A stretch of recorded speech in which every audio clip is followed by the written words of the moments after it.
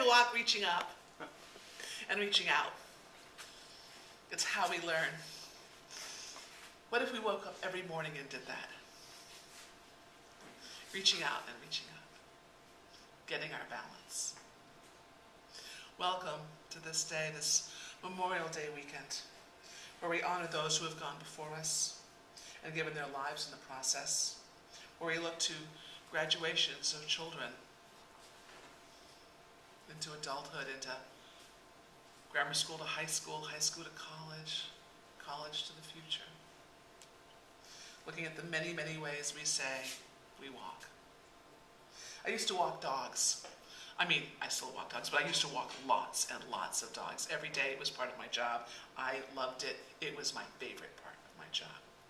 I was an evaluator in a major urban kennel situation, and my job was to first do a little evaluation while they were in the kennel, and then put a leash on them and take them out and see who they were. This wasn't training. This was to see who they were and how they responded in their world.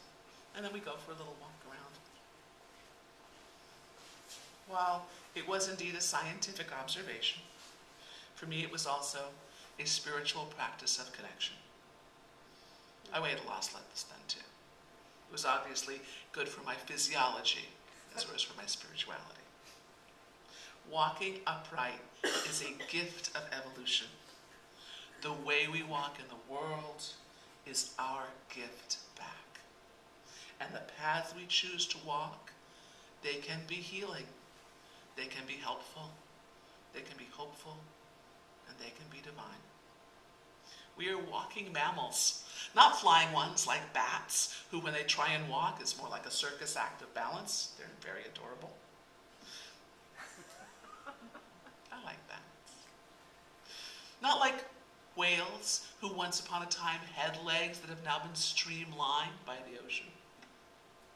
We, the bipedal and the quadruped, both the walker and the led, we sway. We have to learn to walk. We don't come out walking. We both come out sort of like little sausages as we learn to gain our balance in this world. Most of us do not remember learning how to walk. Learning to walk is arduous. It is focused. It is slow going. It is concentrated. It is filled with repeated failures. You fall on your chin, you fall on your knees, you get right back up. You reach forward and out and up to get what you want if you're bipedal, and if not, you reach with all of your nose to see if it will lead you to where you need to. Let me try that again. It is filled with immense joy. Bipedalism has evolved several times on the planet as extinct dinosaurs came, as well as, of course, the penguin. Yes, us and the penguin, we are bipedal. But current macropods, kangaroos, little quotas, they are the most efficient mammals at cruising at distances on the planet, although in truth they hop more than they walk. The ostrich, fun fact, fastest bipedal on the planet. Nothing faster than an ostrich on two legs. Don't try and outrun them. Emus come a close second. I would be remiss if I didn't mention my son's favorite bipedal, the most endangered, critically endangered, highly trafficked mammal on our planet right now. The pangolin is also one of the slowest bipedals that we have. If you don't know what a pangolin is, go look them up and watch them walk.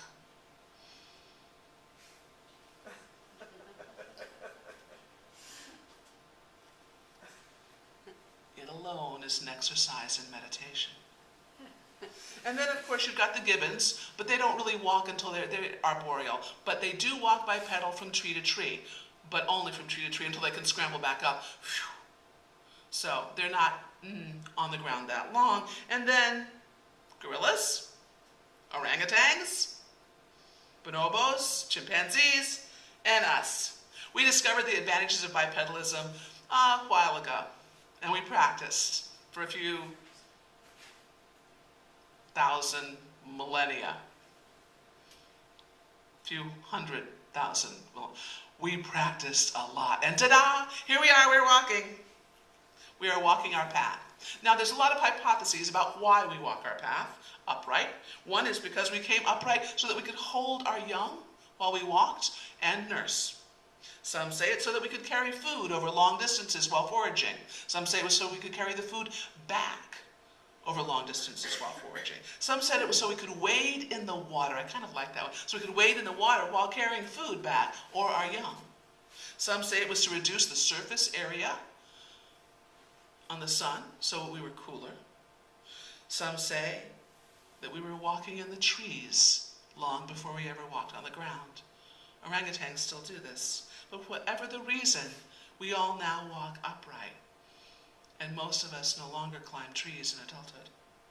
And not long after our feet hit the proverbial ground, we began to use them in ritual ways, from our first dances around campfires to our earliest vision quests, from Minoan mazes to the Christian labyrinths and cathedrals, to the pilgrimage to the Hajj, to Zen meditations in forests. We have used the act of walking and the metaphors of walking to frame our journey here on earth. Although it is a particularly Christian framing, to look at it as a pilgrimage journey to a final destination in heaven. We have used walking as a way to connect with the ultimate as a way to connect with the ultimate reality.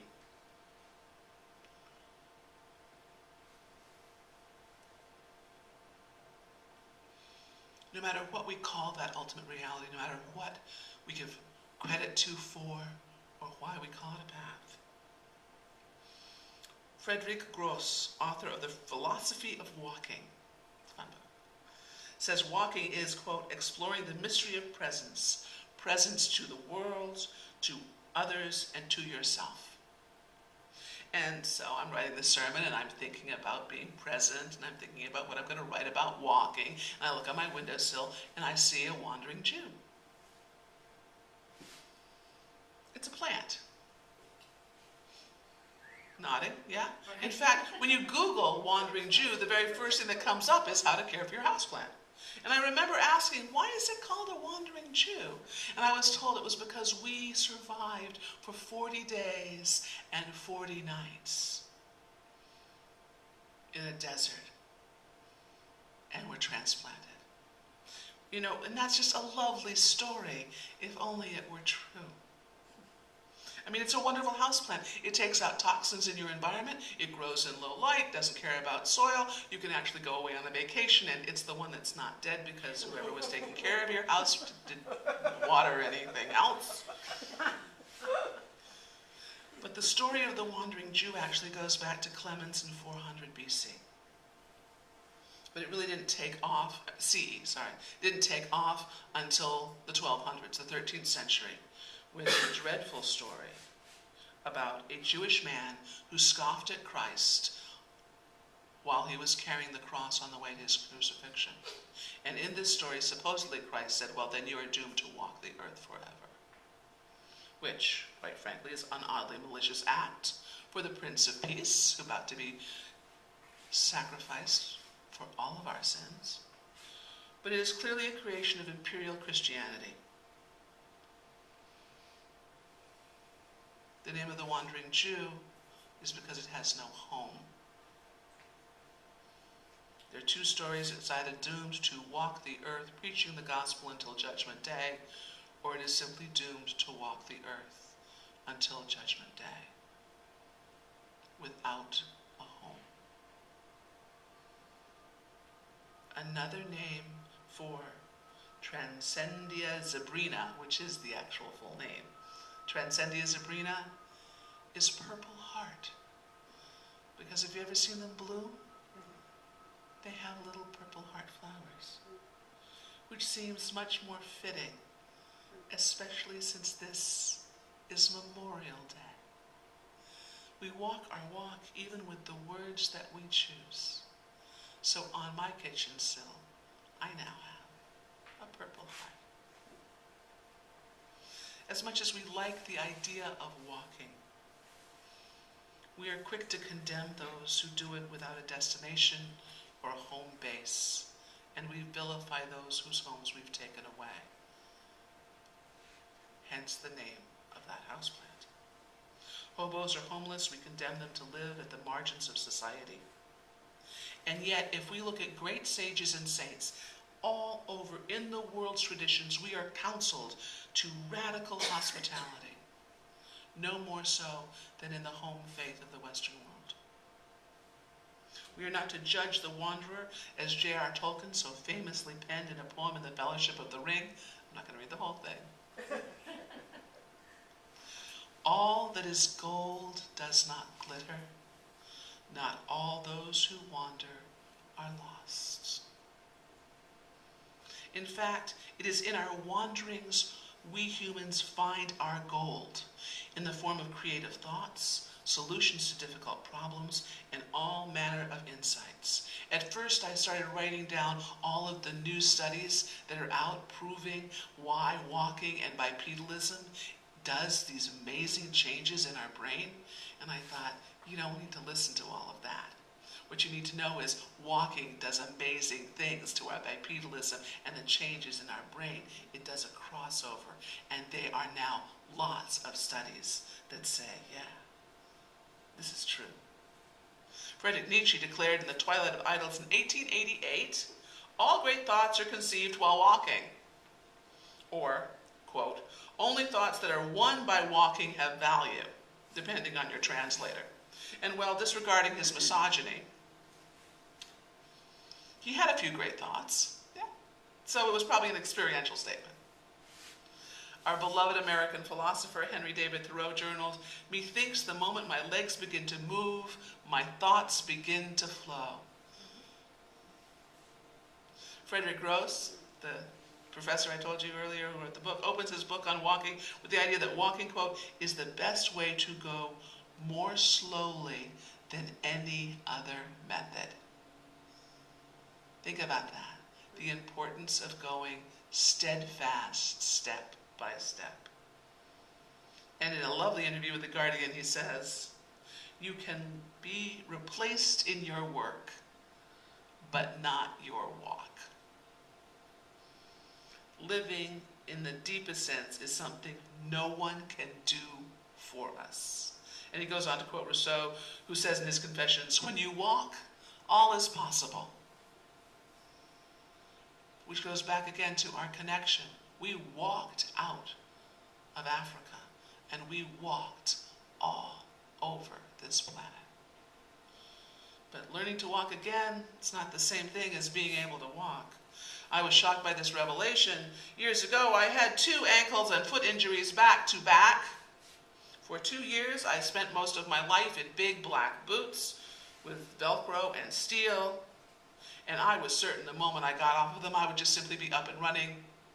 And while my feet were in these very unfashionable boots, I was in seminary, which led me to lots of pondering about the metaphors of healing and walking in faith, and reading a lot of my mystics, because that's where I kind of live. Meister Eckhart had a quote that kept me floating and supported me in odd ways as I lay on a couch surrounded by, well, books and Post-its and dogs who needed to be walked. And I read on one of them, God is at home. It is we who have gone for a walk. And I watched my dogs go out the door with others while I remained stuck on the sofa. Did I mention I really love walking my dogs? I first read Carolyn Meese as one of my spiritual direction classes. She wrote, we are not meant to stay wounded. We are supposed to move through our tragedies and challenges and to help each other move through the many painful episodes of our lives. By remaining stuck in the power of our wounds, we block our own transformation. We overlook the greater gifts inherent in our wounds, the strength to overcome them, the lessons that we are meant to receive through them. Wounds are the means through which we enter the hearts of other people. They are meant to teach us to become compassionate and wise. perhaps the most natural intrinsic ways for humans to fully heal is to walk, and to walk with others. And if we cannot walk, or in a situation we cannot walk, we can simulate walking. I'm going to ask you to do that right now, just right in your chairs, both feet on the ground. You're going to take a breath, and you're just going to quietly pretend to be walking, one foot after the other, just right where you are. You might want to swing your arms just a little bit in the shoulder action, just right where you are. You can walk. And then breathe. Even if you're just feeling like, oh my heavens, I'm in a car and I'm stuck, we can walk our walk. Little reminders. Every single faith, every codified religion refers to themselves on a journey, a path or the path, a way or the way. I am the light and the way. And they all have some actual practice in walking, every single one of them. And what better metaphors for our linear, time-bound existence? We are linear, time-bound creatures who find it very hard to sit into that open space. We walk. Our faith is a pathway. We frame our spiritual experiences as journeys. We seek vast muchness and suchness of the divine, and the only way we can possibly do that is starting from where we actually are and who we are, bipedal mammals standing upright on this earth. We walk a divine journey back to ourselves. And then the boots came off, and so with my feet out of boots, first was the simple act of wearing shoes, like shoes I can't, oh my God, I couldn't wear any of my shoes. None of them. And then lacing them up. Even the act of having lace-up shoes hurt. And not because it was just, they hurt. And then there was the standing and the balancing before I had even taken a single step. And walking a short distance was exhausting. It was exhausting. Learning to walk again is a lesson in patience and humility. I mean, it's fine to look all gimpy and wobbly when people see you've got a walker, you've got this, big black event strapped to your legs, and you would garner some kind of sympathy, like, oh, I wonder what happened. Oh. But when all of that comes off and you're simply fat and in tennis shoes,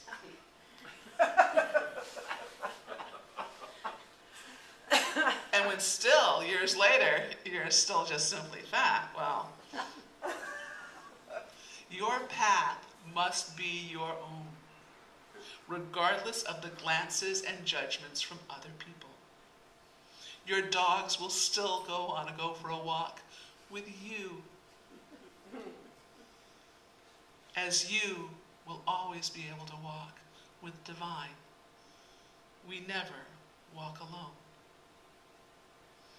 My final project for my interspiritual counseling course was to build and present a portable labyrinth which would be wide enough for wheelchairs and for people walking with dogs. I made it out of PVC with the help of my husband and my son, and it's still available for all kinds of healing, including my own. We're not born walking. We learn to walk, and it's a holy act. It's our evolutionary path, and it's a spiritual one, and they're the same. For a moment, just sit with that. Our evolutionary path and our spiritual path. What if that's the same? St. Francis is quoted as saying, it's no use walking anywhere to preach unless our walking is our preaching. And one of my teachers in seminary, who I just adore, said, may every footfall be a kiss to the earth. So on this Memorial Day weekend, when we honor the dead who stepped up before us, I wish to bring a new hero to the light of day. Not just those who fought in wars, but those who defended peace and compassion. Those who step up against hate, even at the cost of their lives. To those who will walk no more, so that others might walk their paths, both actual and spiritual. in this season of graduations from kindergarteners and colleges and seminaries and trade schools, we once again begin our journey. Let us remember the Taoist teaching that a journey of 1,000 miles begins with a single step. There's another translation of that. A journey of 1,000 miles begins beneath your feet. I leave you with the words of Robert Moore in his beautiful book On Trails.